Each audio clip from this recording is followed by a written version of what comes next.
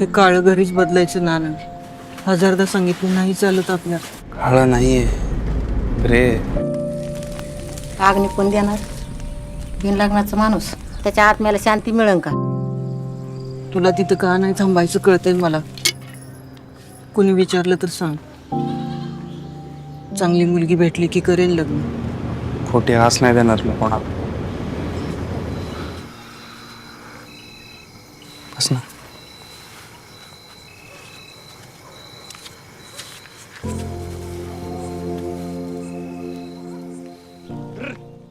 Hello, congratulations on Cactus Pears. Thank you. Firstly, how are you doing in the London sun that has obviously it's come out to celebrate the film? Yeah, I feel great.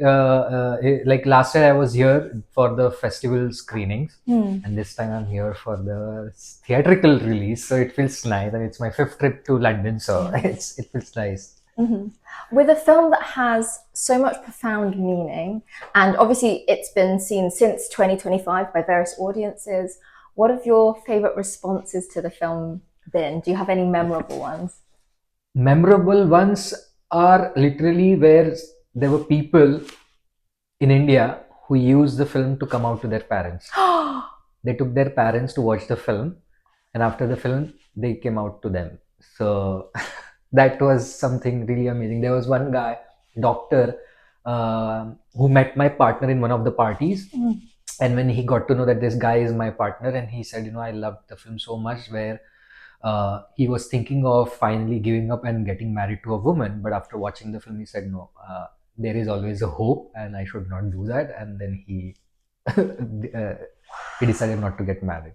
Amazing. So I was like really happy to hear those kinds of stories. So that was amazing. When you were crafting the film, did you ever have an inkling that it could have that kind of impact? Or did it more come from a personal place of hopefully just getting this story out there? Both. I just wanted to use my personal experiences, not only my own experiences, people around me, my friends, my partner, I always borrow from, people around me, because those are human experiences, emotions. So, they really help me craft something that is human. And I knew when I finished writing, I knew the kind of film I'm seeing in my head. If I achieve little bit of that, I knew that people will watch it. That I knew. So, and then at the end of the day, then, I just have to have a really good team on board who could take my vision and really, make a film, help me make a film that I wanted. And thankfully, we could achieve little bit of that, and film traveled. And I knew that, people will watch it. The reason would be that most of us have gone through this kinds of moment, like grief, when you fall in love, and facing your relatives, and many people who identify as queer, so they know how difficult it is when you have to face relatives and the marriage pressure and all. So I knew that people will relate to these basic human stories. And at the end of the day, I wanted to just portray these two characters as human beings, and not only, oh look, this are gay people. Not that. I wanted to portray these two characters as human beings. And that's why I knew that people will relate to it and people will watch it. And I got messages from people there who watched the film 5 times in the theater, or people, like, film is available on Netflix India, but people are still coming to the screenings whenever they get to watch it on the big screen. So it was I knew. So what happens is, like, basically when you have the vision, you have to just achieve it. So our struggle was to just do that, and then I knew that it will make some impact. And the thing is, I wanted to also bring that realism of the kind of experience that I had. I really wanted to replicate that. I knew, and if I can bring that realism, that will have the bigger impact, because there's no background music, nothing, there's static takes, long takes. But that realism really, I think, impacted a lot of people, and it stayed with them. तुला माहिती आहे काय? डोळे हलतात आपले स्वप्न पडतं तेव्हा. तुझे डोळे लहानपणी पण ब्राऊन होते. So many things that you've mentioned that I want to talk about, but let's start with that realism. Something that I noticed is there is that documentary feel to it. There are so many moments, you know, there's a shot near the beginning of the film where Anand's just come home.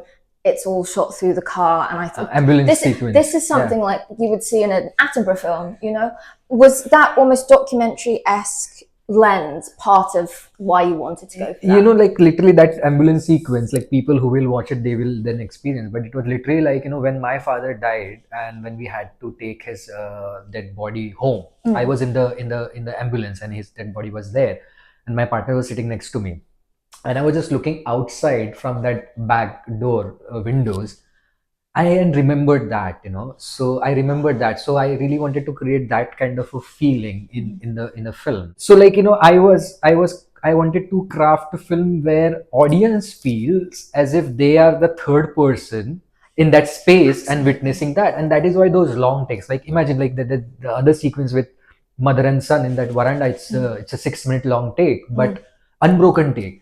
So if someone is sitting next to this mother and son and they're listening to them, it will be a longer take. Like, you know, there won't be any cutting or anything. They would just sit there and watch these two people talk, right? So I wanted to create that kind of feeling where audience feels that they are right there, or maybe they are not even watching a film. They're just watching someone's life unfolding. And thankfully, some audiences also said that they didn't feel that they were watching a film. And that's when that realism comes, where people started feeling that it was so intimate. It was almost like we shouldn't be seeing this, but they were captivated by those moments and they just wanted to watch it. So yeah, that documentary kind of a feel. More than documentary, I like to call it life on screen. That's what I was saying. I want to portray life on screen and I don't want to make a film that we usually see.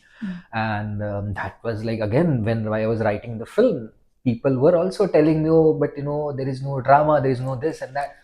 But you know, there is drama in day-to-day life. A lot of drama, it's how you look at it. You know, the real life plays like this. It doesn't play like how we see in the film. So I want to bring that realism into the film, and that is why people think it looks like documentary. But yeah, there's so much in the film about new life, how we look at life, how we look at hope, and yet the entire framing of it is around grief and pain and loss. You mentioned your dad just now, but how much of that thinking went into juxtaposing that pain and loss with that? It's almost like a seed of hope that exists. Right. No, I mean, like I was actually intrigued when I got the idea for the film. It was while I was grieving my father.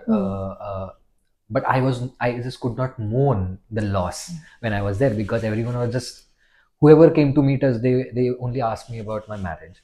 So to that whole time, I was just thinking, I don't know who's gonna come next. They're gonna ask me the same question, how I'm gonna face this, or what will be my answer. I had no idea. So I could not really grieve my loss. It actually happened when I came back to Mumbai after a month. So when I was there in the village, that's when I thought, what if I had a friend in this village? I would have just sneaked out with him for a while and stayed away from this pressure. And I thought, there is an idea for a film, and I thought that actually infusing this blossoming love into this grieving story, I can make a tender portrait of this period. Because usually when you think about stories about death, they are sad, but I didn't want to really make sad story.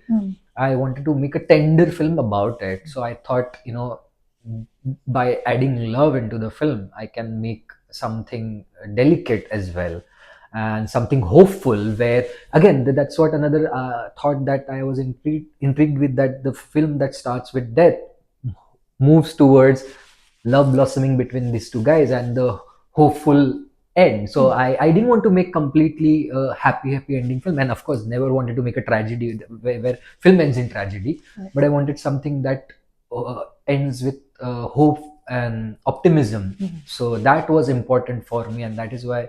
But you know, in the labs, there were some mentors. They told me, "Oh, you know, we don't think that this guy should come together or something like that." And I said, "No, are you guys crazy?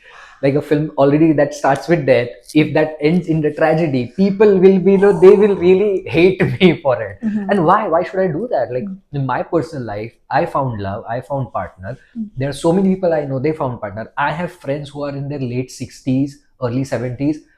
They came out to their parents when they were in their teens, and they found partners since even then. So why we always, you know, show this queer love, which it feels like, if you're queer, you're doomed. Right. You're not gonna find anywhere. It's always like, why do we do that? So that's why I thought this situating this blossoming love during grieving period, because even at that time you are vulnerable as well, right? Sure. You need that kind of a warmth or love, and then someone shows that's so important. So that's why it was important to have this both completely opposite emotions, feelings in the same film. I don't think the audience could have taken it if you'd ended it with a tragedy.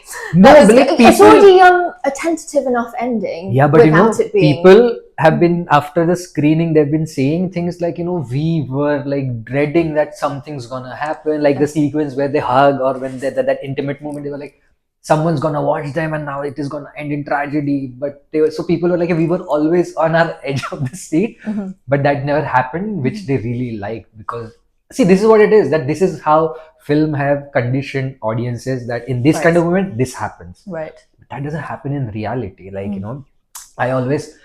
whenever I went to the villages, I always thought there's so much of empty spaces, open spaces. In the cities, people keep asking each other when they want to date, or do you have a place? Do you have a place? But in the village, there's open space. And I know people do go in the spaces when they want to spend some intimate moments. So when I was crafting this film, I was like, why should someone come in that remote corner and catch these guys? Let these guys have their own tender moment, and what's the problem? Let them have their happiness. So while writing, I was not thinking that okay, if I'm gonna write this sequence like this, people gonna think, oh, someone gonna come.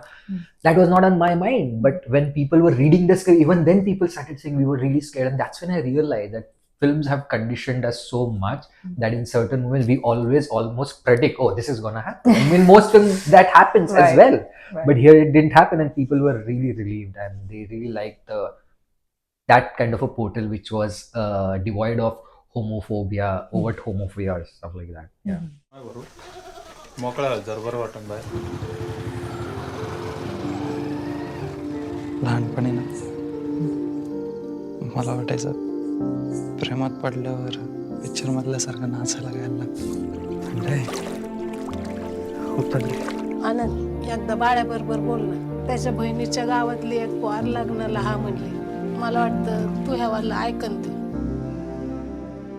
Something I've been so excited to ask you about is the sound design and the use of sound in the film. I think it's one of the most stunning uses of sound design I've seen in a long time. There were so many moments watching it where you can actually just switch like close your eyes and get those emotions just through the sound. And you mentioned there not having, a heavy soundtrack on purpose. Take me through your thinking about how you utilize sound in that film. One of the things that, I feel today's technology, sound technology, really gives us a chance to craft 360-degree soundscape, like Dolby Atmos. It's 360-degree soundscape. So you can create a world just by using sound, the world which also exists outside the frame that you're watching. And that was important to me. And when you are in real world, you hear sounds from all around you, right? So this technology gives you that chance. And I have been always fascinated with sound, and of course images and sound both. And so I didn't want to use background music, and which I decided even before I started writing the film, because in a way I was creating a portrait of time that I spent in the village, and also from my memories from childhood. Whenever we used to go to the village during summer vacations, I used to go with my cousins to graze goats in in the mountains. So I know how the village sounds, and I wanted to bring that quality in this film. Like what we were saying, that it feels like documentary, or rather it feels like, you are witnessing someone's real life.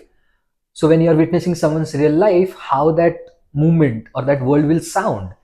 So, and again, without background music and just using the natural sounds, again, that also allowed me to lend that tender quality to the film, and the silence and the peace. Because even in my pitches, I used to say that when audiences go to the cinema to watch a film, I just want them to sit in that seat and feel relaxed and calm when they watch the film, and as if this film also giving them a hug.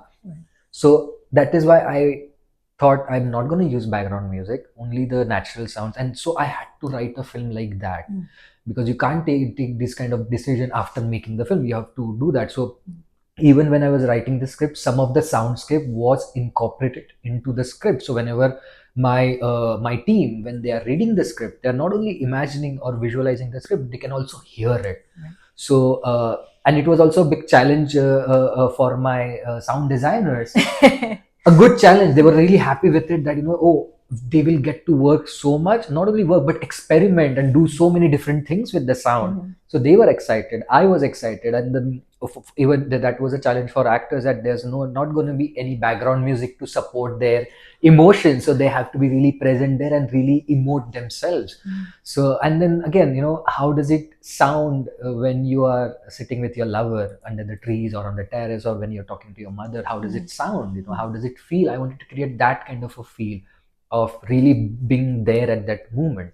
And again, whenever we sometimes see Anand on the screen, but there are people around him, so we hear sounds from all over the place. So this also helps audience imagine the geography of the place without actually showing the space. So I think this technology really gives us, in like so many different ways to craft soundscape for the film, and mainly experience for the audience. And even though there is no background music, but many audiences have been also talking about, like yesterday, It's stunning. first question that came at BFI, that was about the sound. And this is what I feel, whenever I'm making a film, I always think about how can I make use of this huge screen in the cinema and this sound to create an experience that will stay with the audience. So that's always what I think about. And so with the next film, again, I will try to experiment in a different way. I hope that happens. So yeah, sound was always to give that feeling of as if you are in that village. And I'm sure, like, maybe not here, but in India, many people have been outside the city, so they know how the villages sound. So for them also, it was almost like, oh, this feels real. So yeah. Yeah, it's stunning. Absolutely stunning. Thank you. I've been told I can ask you about the nude scene, which I'm always happy to be proven wrong. And I think it's the just tenderest, most profound nude scene I've ever seen on film, which I never thought I'd say. So much nudity is utilized gratuitously in cinema today. And yet in that moment, the amount of layers in the relationship between the characters, everything about how it contrasts with the world around them, it's so beautifully done. Can you take me further into crafting that scene, why you chose that moment? Yeah, and the thing is, in most films, they use nudity or even sex to sensationalize things, right? Here I didn't want to use it for that reason. Here I wanted to really craft that poignant moment between these two characters, where they are just lying in each other's arms after having sex. I could have shown them having sex, but that was not important, because it was also important to show the emotional bond between them. So after having sex, they are just lying in each other's arms without their clothes. That was important, because most films in India, they show toxic masculinity. Right. So I wanted to show, no, men can also be tender with each other, and that is why that movement was important. And also, if you don't show that, sometimes people can also think, oh, maybe they are just friends. If you don't show that kind of an intimacy, right, they can see, oh, they are just good friends maybe. So that is why that was important, to show these two guys in sharing that intimacy and without any clothes, and just being tender and loving with each other and being comfortable. That was important. And yeah, I mean, many people were shocked to see that sequence. They didn't expect that something like that going to come. But again, the way we shot it, it's just a still shot where they are just lying in each other's arms, or maybe they're just trying to get more cuddly and stuff. It's just that, and that's what happens. Like when you are with your lover, after you have spent that intimate moment, you just cuddle. How that feels. I wanted to bring that. There was nothing, to glamorize that moment, because I mean, I always felt in movies when they shoot sex sequence, and then people have sex as if they have never had sex, and they're hungry beasts, and I'm like, no one does it like this. So I was like, why can't they show it bit more naturally? So when it was time for me to when I was like, I'm gonna stick to what I feel is best, and which will make audience also feel that this is, as you said, many people said that they felt that that nudity was shot so beautifully. Unfortunately, some of the Indian audience didn't get to see it because of the censor board. But yeah, I'm so glad that people who watch it here, they never felt that that was completely out of the place. Rather, they thought that it was beautifully shot. So that was the whole point of doing that. I think the beautiful thing about that moment is, and you mentioned audiences expecting in that open space that they might get caught or something like that. And the moment you see that, the idea of being free as a queer person, just out in the open, completely unafraid, it says absolutely everything in that shot. Right. With that in mind, and I'm aware that she's standing right there. With that in mind, how conscious are you, or how hopeful are you of what your film adds to the landscape of queer South Asian cinema, and where queer South Asian cinema might go next? Oh, I don't know about that, but I think people have been saying even in India that this has become a benchmark for people who want to tell queer stories, because the way we did it, no one else did it before that, like that. So I think people are now saying you have raised the standard of queer storytelling. So people have been giving examples when they're referencing with their project. I met few people, they said, oh, we took screenshots from your film to pitch, and they've been giving references. Oh, the casting should be like this film, because in this film the characters look like normal human beings, right? We didn't want to really cast that runway model kind of actors, because most queer film also do that. They cast actors who are like gym buff bodies and all, right? But gay people also look normal, and that was more important for me, that these characters look like real human beings. Not that there are no good looking people in real life, but most of the queer films only depict those kind of bodies, and that's why it was important. So someone recently told me, your casting really helped us to cast in our film, because we could give the reference of your film. Look how the characters look in that film.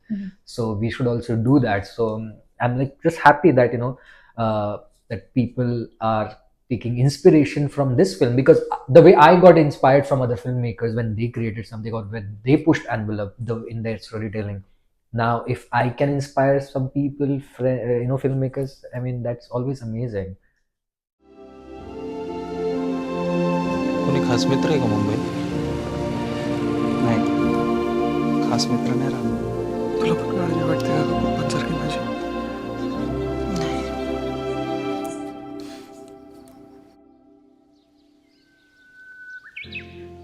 उन्हाळ्यात येशील का? का? झाडावर चढून आंबे खाऊन तवा सारखं.